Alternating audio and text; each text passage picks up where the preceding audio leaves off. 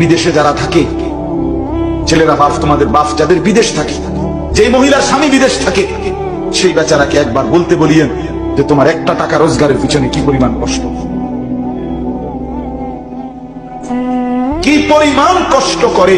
আমি নিজ চোখে দেখছি সৌদি আরবে বারবারই উমরা গেলে তখন ওই বাংলাদেশি আমাদের ভাইরা অনেক দাওয়াত দেয় করে রুমে নেয়, ওই যে মোবাইলে বয়ান শুনে, যার কারণে চিনে, দেখলেই জড়ায় ধরে রুমে নেয়। গিয়া দেখি 12 জন 14 জন একটা রুমে ফ্লোরের মধ্যে থাকে, নিজেরা রান্না খায়।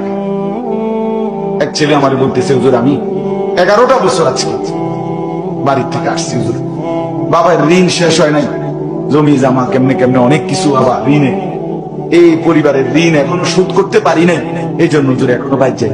11টা বছর মাকে দেখে না, বাপকে দেখে না। এরপরে ছেলেটা বলতে, হুজুর একটা